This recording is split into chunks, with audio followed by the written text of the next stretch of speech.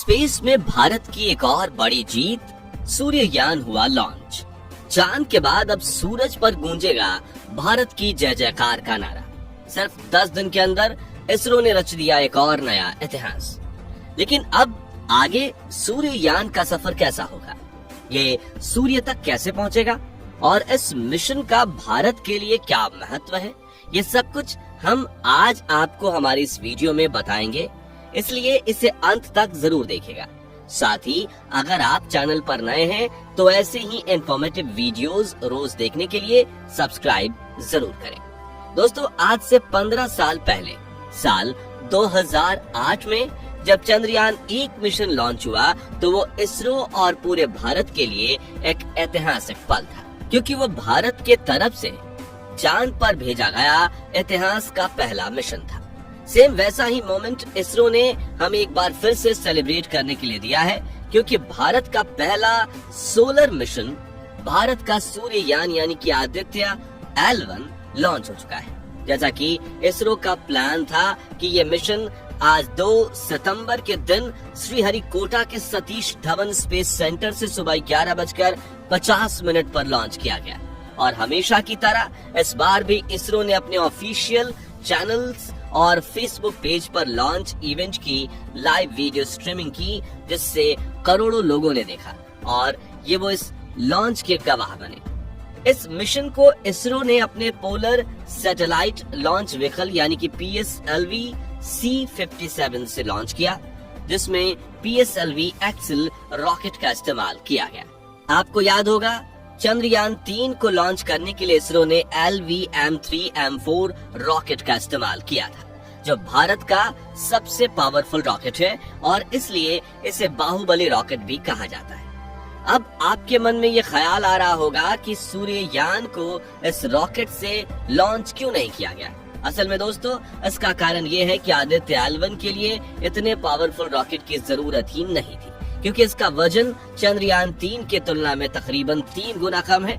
जहां चंद्रयान 3 का वजन 3900 किलो था, तो वहीं आदित्य L1 का टोटल लॉन्च मास सिर्फ 1475 किलो है और इसमें पेलोड का वजन तो सिर्फ 244 किलो ही है। इस वजन के स्पेसक्राफ्ट को पृथ्वी के ऑर्बिट तक पहुंचाने के लिए PSLV एक्सेल रॉकेट ही काफी है, क्योंकि इसकी कैपेसिटी 1750 किलो तक के पेलोड को स्पेस में पहुंचाने की है। वैसे वजन के अलावा इस मिशन का बजट भी चंद्रयान 3 से काफी कम है। दरअसल चंद्रयान 3 का बजट 650 करोड़ रुपए था, जबकि सूर्ययान में इसरो ने सिर्फ 400 करोड़ रुपए ही खर्च किए हैं। अब ऐसा क्यों और इस मिशन को लॉन्च करने का उद्देश्य क्या है, ये हम आपको आगे बताएंगे। लेकिन चलिए उससे पहले ये जान लेते हैं कि हमारे सूर्ययान के लिए आगे का सफर अब कैसा होने वाला है और ये अपनी मंजिल यानी कि लैग्रेंज पॉइंट 1 तक कैसे पहुंचेगा। सबसे पहले आपको बता दें कि ये लैग्रेंज पॉइंट 1 होता क्या है। आसान शब्दों में अगर समझा जाए तो किसी भी 2 गुरुत्वाकर्षण पिंडों के बीच एक ऐसी जगह जहां जाने के बाद स्पेसक्राफ्ट को दोनों में से कोई भी पिंड अपनी तरफ आकर्षित ना करे या कहें अपनी तरफ नहीं खींचे, ऐसी जगह को लैग्रेंज पॉइंट 1 कहा जाता है। ये पॉइंट स्पेस के फ्री पार्किंग स्पॉट के रूप में जाने जाते हैं, जहां कोई भी सैटेलाइट या स्पेसक्राफ्ट जितने समय तक चाहे रह सकता है। जिसके अलावा इस पॉइंट पर पहुंचने का एक और फायदा ये भी है कि यहाँ स्पेसक्राफ्ट और सूर्य के बीच कोई बाधा, जैसे कि सौर मंडल का कोई दूसरा ग्रह या फिर ग्रह की परछाई नहीं आएगी और वैज्ञानिक जितना समय तक चाहे बिना किसी रुकावट के सूर्य का अध्ययन कर पाएंगे। अब पृथ्वी और सूर्य की अगर बात करें तो इन दोनों के बीच लैग्रेंज पॉइंट 1 से लेकर लैग्रेंज पॉइंट 5 तक टोटल 5 पॉइंट्स हैं, जिन्हें शॉर्ट में L1, L2, L3, L4 और L5 कहा जाता है। हमारे आदित्य L1 मिशन का लक्ष्य L1 पॉइंट पर पहुंचना है, इसलिए हमने इसके नाम में भी L1 शब्द को शामिल किया है। यह पॉइंट पृथ्वी से 15 लाख किलोमीटर दूर है और यहाँ तक पहुँचने में इसे तकरीबन 4 महीने का समय लग जाएगा। अभी की बात करें तो लॉन्च होने के कुछ ही मिनट बाद आदित्य L1 पृथ्वी के वायुमंडल से बाहर निकलकर स्पेस में पहुंच गया था और फिलहाल ये पृथ्वी के एक लोअर ऑर्बिट में चक्कर लगा रहा है। प्लान के अनुसार ये पृथ्वी के कुल 4 ऑर्बिट करेगा, जिसमें हर एक चक्कर पूरा होने के बाद अगले ऑर्बिट का आकार बड़ा होता जाएगा। इसका मतलब यह है कि ऑर्बिट करते हुए आदित्य L1 पृथ्वी से दूर चला जाएगा। इसके बाद जैसे ही इसका चौथा ऑर्बिट पूरा होगा, इसरो वैज्ञानिक इसके इंजन को चालू करके इसे एक बूस्ट देंगे और यह पृथ्वी के ग्रेविटेशनल स्फीयर ऑफ इन्फ्लुएंस यानी SOI से बाहर निकल जाएगा।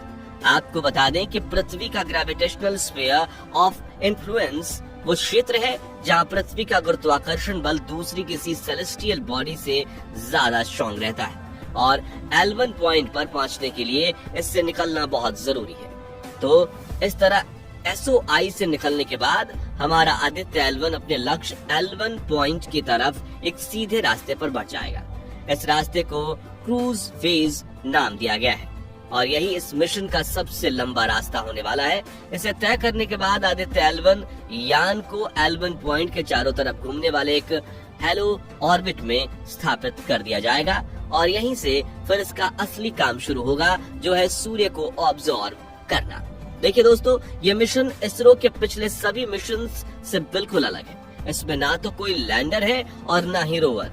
आदित्य L1 एक तरह से ऑब्जर्वेटरी स्पेसक्राफ्ट है जिसका काम दूर से ही सूर्य का अध्ययन करना है और देखा जाए तो इस मिशन को करने का इसके अलावा कोई और ऑप्शन भी नहीं है, क्योंकि सूर्य की बाहरी तापमान 5600 डिग्री सेल्सियस के आसपास रहता है। ऐसे में यहाँ लैंड करना तो भूल ही जाइए, इसके ज्यादा करीब जाना भी मुमकिन नहीं है। और क्योंकि भारत का पहला सूर्य मिशन है ये, तो हमारे स्पेस सेक्टर के डेवलपमेंट के लिए भी ये बहुत ज्यादा महत्वपूर्ण हो जाता है। इसके अलावा साइंस और मानवता की दृष्टि से भी इस मिशन की महत्वता काफी ज्यादा है, क्योंकि आदित्य L1 इस मिशन में सूर्य से जुड़े कुछ ऐसे रहस्य सुलझाने वाला है जिनके जवाब वैज्ञानिक पिछले कई दशकों से ढूंढ रहे हैं। दरअसल इस मिशन का उद्देश्य सूर्य और इसकी एक्टिविटीज को बेहतर ढंग से समझना है, जिसमें सूर्य की सबसे बाहरी परत कोरोना कैसे बनती और बदलती है, ये इतनी गर्म कैसे होती है, इसमें विस्फोट क्यों होते हैं, सूर्य के चारों तरफ मौजूद छोटे छोटे पार्टिकल्स स्पेस को कैसे प्रभावित करते हैं, सूर्य का मैग्नेटिक फील्ड कैसे काम करता है और सोलर विंड कब, कैसे और क्यों बनती है। इन सब सवालों के जवाब खोजना शामिल है, ताकि हम सूर्य की वजह से स्पेस वेदर में होने वाले प्रभाव को समझकर उससे होने वाले नुकसान से खुद को बचा सके। आप में से काफी सारे लोग ये बात नहीं जानते होंगे कि जिस तरह हमारे वायुमंडल के अंदर पृथ्वी का अपना एक वेदर सिस्टम चलता है, ठीक वैसे ही वायुमंडल के बाहर स्पेस का भी अपना एक वेदर सिस्टम है।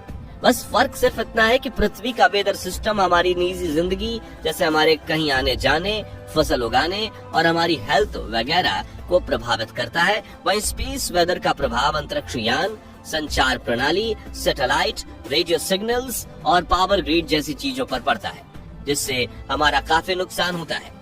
आदित्य L1 मिशन का लक्ष्य यही है कि सूर्य के बारे में जितना हो सके जानकारी इकट्ठा करके स्पेस वेदर में होने वाले नुकसान से खुद को बचाया जा सके। इस काम को करने के लिए आदित्य L1 अपने साथ कुल 7 पेलोड्स यानी 7 साइंटिफिक इंस्ट्रूमेंट्स लेकर गया है, जिनके नाम visible emission line coronagraph, solar ultraviolet imaging telescope, solar lower energy X ray spectrometer, high energy L1 orbiting X ray spectrometer, Aditya solar wind particle experiment, plasma analyser package for Aditya और advance tri axial high resolution digital magnetometer है। इसरो के अनुसार इसमें शुरुआत के 4 VLC, suite, Solex और हेलोएस remote sensing payloads है, जिसका मतलब है कि ये दूर से ही सूर्य का अध्ययन करेंगे, जबकि लास्ट के 3 एपेक्सिस, पेपा और एथ्रोडिम इन सीटू पेलोड्स हैं, जो सूर्य या कहें सूर्य से निकलने वाले फ्लेयर्स और पार्टिकल से सीधा संपर्क में आकर उनकी स्टडी करेंगे। इस मिशन की अवधि 5 साल 3 महीने रखी गई है, यानी आने वाले 5 सालों तक हमारा आदित्य L1 सूर्य को स्टडी करेगा। दोस्तों, भारत का ये सूर्ययान अपने लक्ष्य की तरफ बढ़ चला है। हमें पूरी उम्मीद है कि चंद्रयान की तरह ही ये सफल मिशन रहेगा और स्पेस सेक्टर में भारत को और भी ऊंचा मुकाम दिलाएगा। वैसे आप लोगों ने आदित्य L1 का लॉन्च इवेंट लाइव देखा या नहीं, हमें कमेंट करके जरूर बताइए। बाकी दोस्तों, हमारी आज की इस वीडियो में बस इतना ही था। वीडियो अच्छी लगी हो तो इसे लाइक और शेयर जरूर करना, और अगर आप हमारे फेसबुक पेज पर नए हैं तो पेज को फॉलो भी जरूर करें। मिलते हैं जल्दी ही एक और ऐसी इंटरेस्टिंग वीडियो में, तब तक के लिए